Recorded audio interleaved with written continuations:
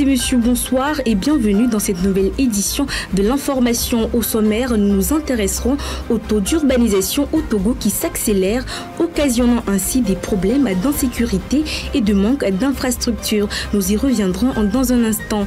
Dans le reste de l'actualité, l'éducation des filles fera l'objet d'une attention en particulière pour promouvoir leur éducation. Le gouvernement met en place plusieurs initiatives depuis des années. On fera le point.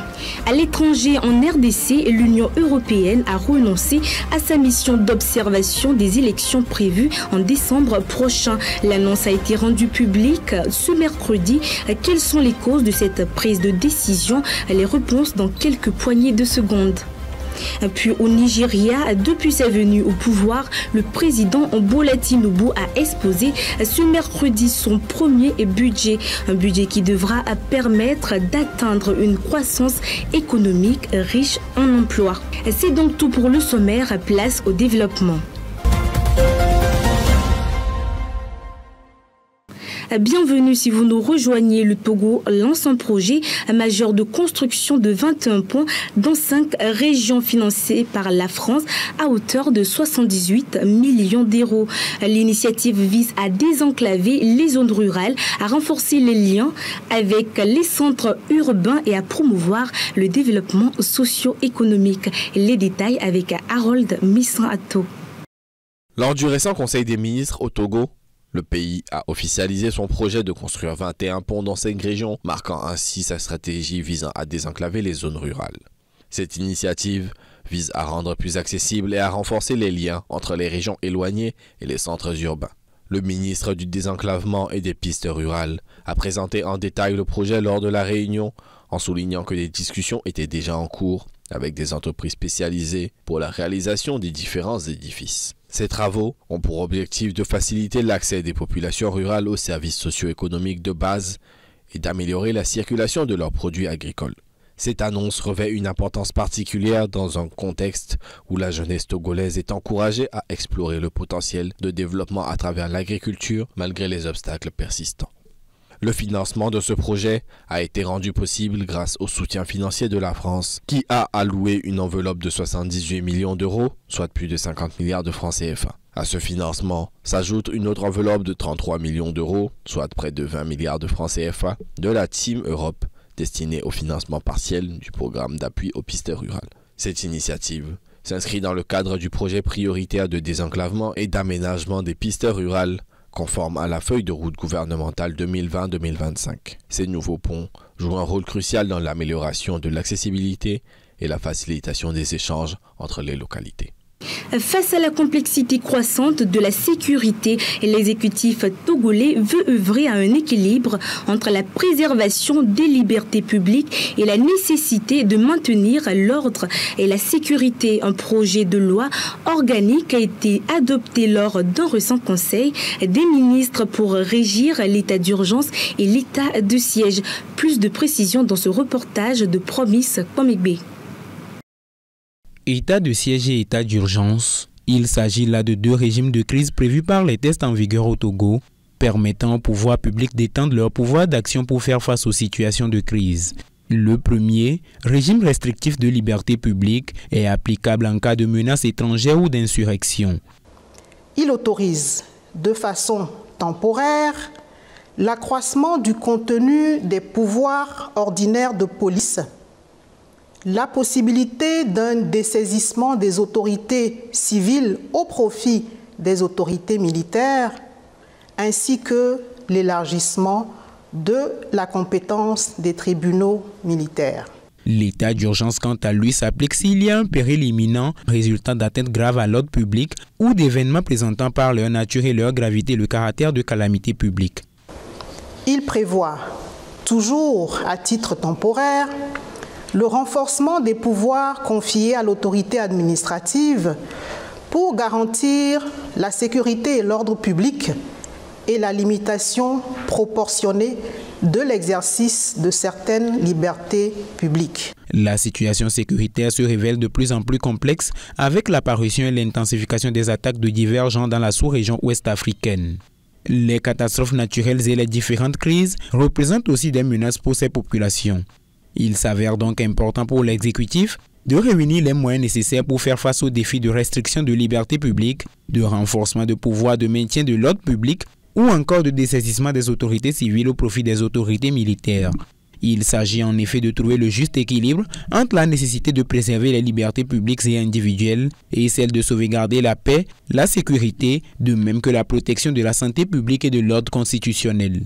Tirant des leçons de la gestion de la crise sanitaire liée à la pandémie de Covid-19, mais aussi d'autres situations de crise, l'exécutif togolais a examiné et adopté le projet de loi organique déterminant les conditions de mise en œuvre de l'état de siège et de l'état d'urgence au Togo. À 43,9% en 2022, l'urbanisation s'accélère davantage au Togo avec plusieurs dispositions prises par les autorités. Cependant, ce progrès soulève d'importants défis environnementaux, sociaux et bien d'autres. Quels sont les enjeux?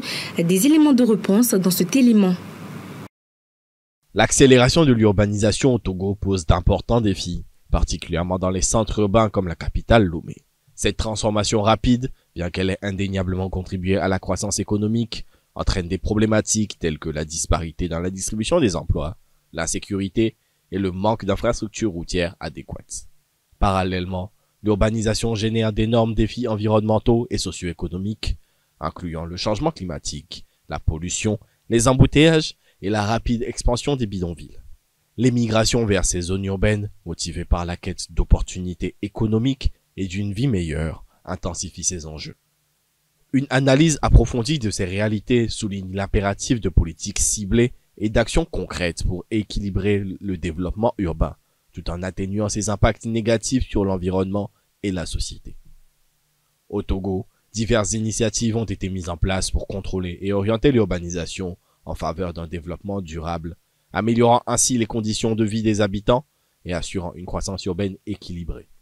Parmi ces initiatives figurent le projet d'infrastructure et de développement urbain et le nouveau code de l'urbanisme et de la construction, pour n'en nommer que quelques-uns.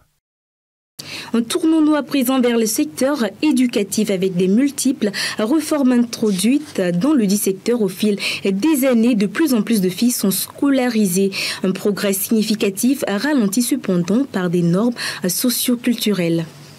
Au Togo, l'éducation des filles est confrontée à de nombreux obstacles socioculturels et économiques qui limitent leur accès à l'école et leur réussite scolaire. Parmi ces obstacles, l'on peut citer les normes et pratiques sexistes, les mariages et les grossesses précoces, les violences en milieu scolaire, le manque d'infrastructures et de matériel adapté ou encore le faible taux d'alphabétisation des femmes. Face à ces défis, le gouvernement togolais et ses partenaires ont mis en place des initiatives visant à promouvoir l'éducation des filles et à réduire les inégalités de genre. Parmi ces initiatives, l'on peut mentionner la réduction des frais de scolarité des filles, l'élimination des stéréotypes sexistes dans les manuels scolaires et le soutien aux écoles communautaires. L'on distingue également la suppression des frais scolaires dans le préscolaire et le primaire, la lutte contre les grossesses et les violences en milieu scolaire, la création de clubs d'excellence et de bourses pour les meilleures filles, la mise en place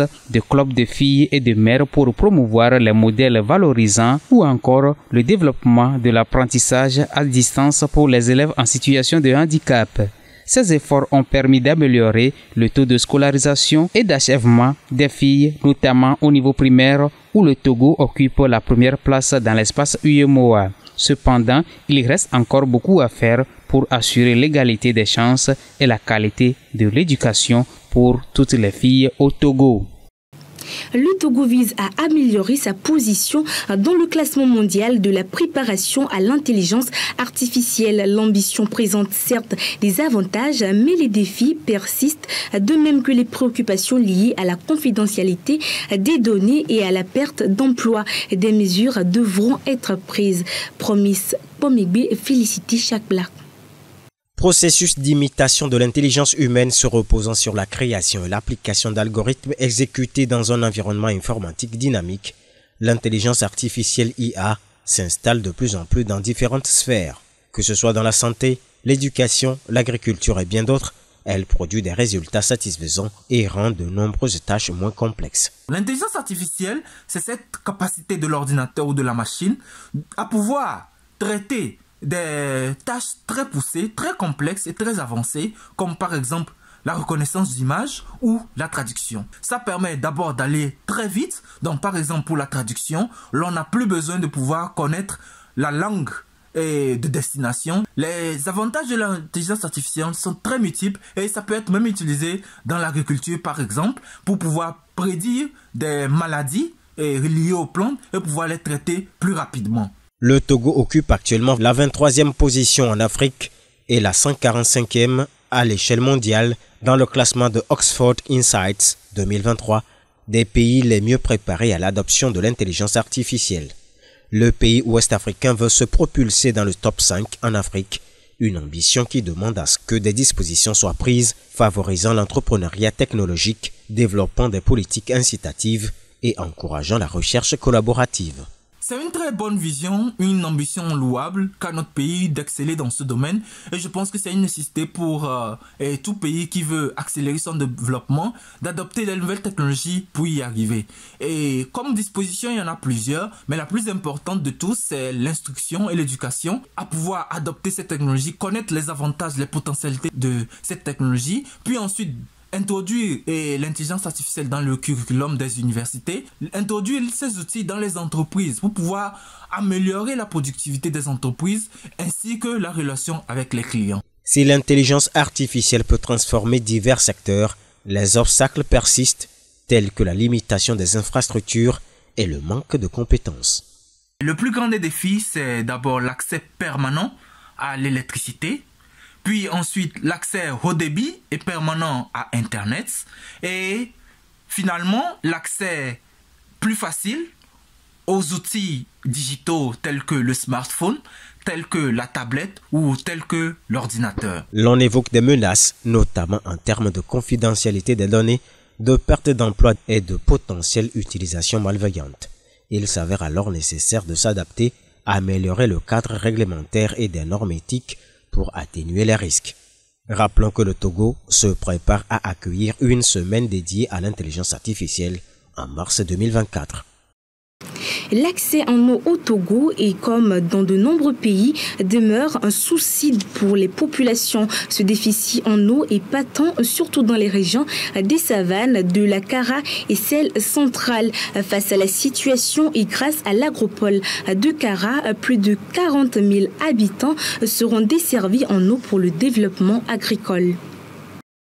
L'accès à l'eau potable demeure une préoccupation majeure au Togo. Quand bien même, le gouvernement annonce un taux de desserte de 68% en milieu rural et 58% en milieu urbain, dans certaines régions du pays, les habitants s'approvisionnent via des puits et des forages.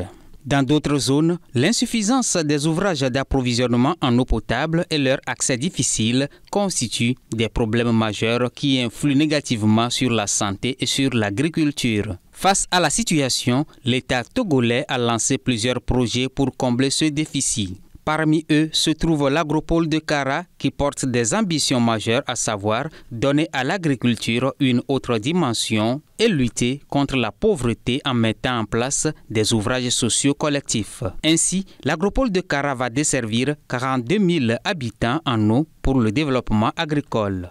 En effet, il s'agira de construire 128 forages équipés de pompes mixtes et de pompes à motricité humaine, sans oublier l'implantation de 4 mini-adductions d'eau potable. La crise de dons de sang au Togo nécessite une mobilisation urgente. Avec la pénurie actuelle de poches sanguines représentant seulement 72% des besoins annuels, des efforts restent à fournir pour sauver des vies. Harold Messan-Ato.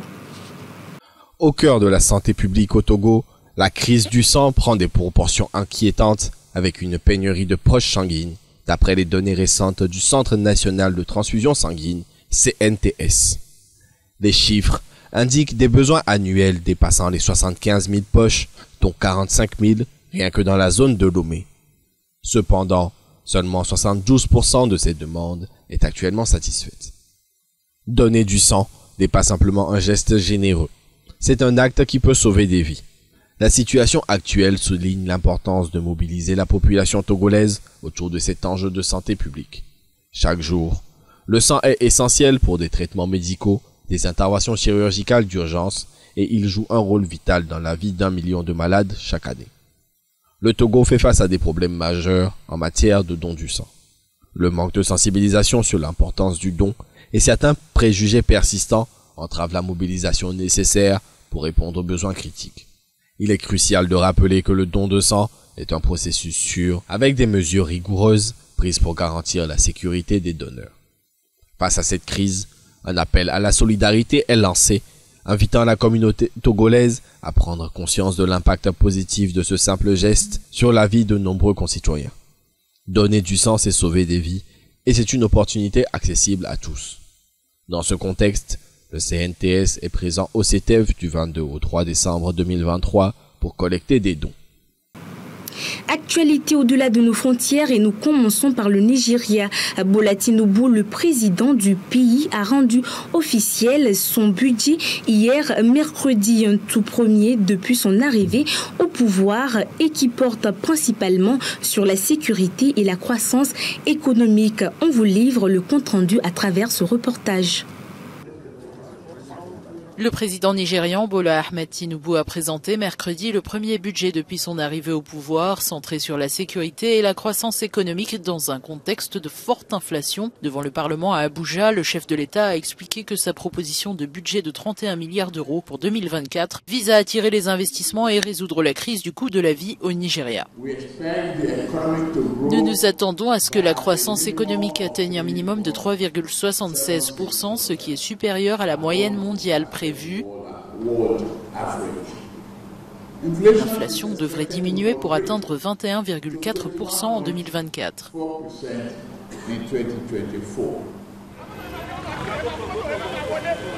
Au Nigeria, le prix des carburants a flambé, tout comme le coût des denrées alimentaires, depuis que Tinubu a mis fin à la subvention des carburants et a laissé flotter le Naira après son entrée en fonction en février 2023. Nous avons adopté un prix de référence raisonnable du pétrole, fixé à 77,96 $ américains par baril, avec une estimation de la production journalière de pétrole de 1,78 million de barils par jour. Le président a ajouté que le pays s'efforcerait de réduire son déficit budgétaire d'environ 6,1% du PIB cette année à un peu moins de 3,9% en 2024. Le Parlement se prépare à voter le budget avant le début de la nouvelle année. Dans le cadre des élections en RDC, selon une annonce faite ce mercredi, l'Union européenne a renoncé à sa mission d'observation des élections prévues en décembre. Quelles sont les raisons de ce retrait? Les explications dans le reportage qui suit. En RDC, l'Union européenne jette l'éponge. Elle a annoncé mercredi l'annulation de sa mission d'observation des élections prévues dans le pays en décembre. Mardi déjà, lui est alerté sur les difficultés pour ses observateurs de se déployer sur l'ensemble du territoire. L'Union européenne invoque des raisons sécuritaires et logistiques, notamment l'absence des équipements de télécommunications essentiels. Nonobstant cette déconvenue, et selon les déclarations de la porte-parole du service diplomatique de l'Union européenne, il est prévu de maintenir une mission d'experts électoraux pour observer le processus depuis Kinshasa. Les électeurs sont appelés aux urnes en République démocratique du Congo le 20 décembre sur fond de conflit armé dans l'Est. Félix Tshisekedi est candidat à sa propre succession. Il a pour adversaire, entre autres, Moïse Katumbi et Martin Fayulu. Cette mission d'observation électorale européenne serait la première en République démocratique du Congo depuis plus de 10 ans.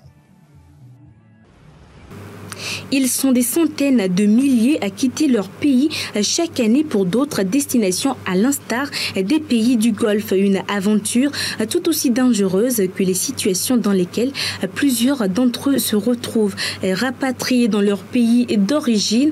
Certains Éthiopiens partagent avec nous leur vécu. On voit cela dans ce reportage.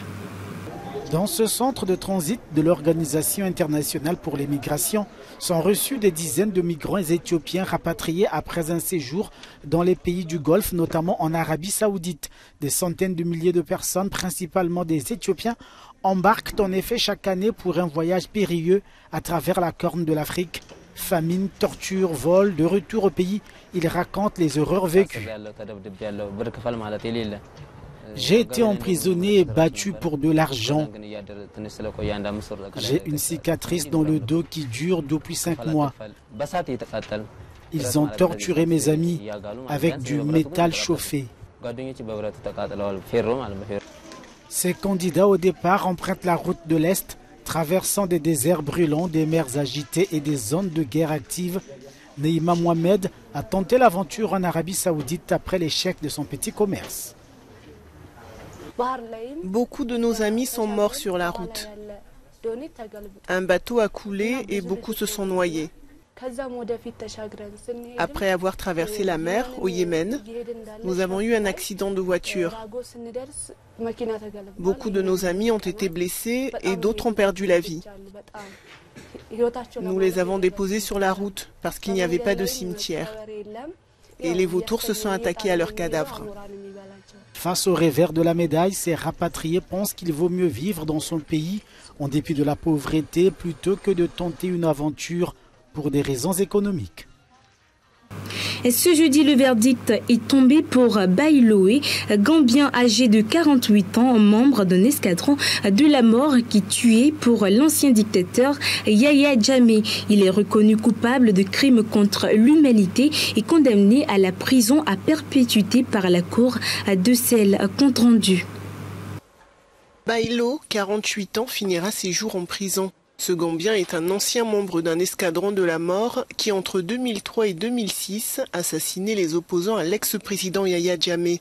Il a été reconnu coupable de crimes contre l'humanité par un tribunal allemand. Réfugié dans le pays depuis 2012, il avait été arrêté en 2021. Pour le fils d'une de ses victimes, le verdict est une libération. C'est un jour important, pas pour moi, mais pour beaucoup de familles en Gambie. Parce qu'un jugement a été prononcé plus tôt et nous nous réjouissons qu'il s'agisse d'un verdict dans lequel l'accusé a été reconnu coupable. Nous l'avons attendu pendant de longs mois en espérant que cela se produise aujourd'hui. L'accusé a également été reconnu coupable du meurtre d'un ancien soldat gambien dont le fils était présent lors du verdict. C'est un jour spécial pour moi. Oui, parce qu'en Gambie, je ne peux pas obtenir justice. Mais dans un autre pays, un pays étranger, je peux obtenir justice et j'en suis très fier. Ce procès a été possible car pour certains crimes graves, l'Allemagne se reconnaît une compétence universelle pour juger des suspects, peu importe leur nationalité ou le lieu où les crimes ont été commis.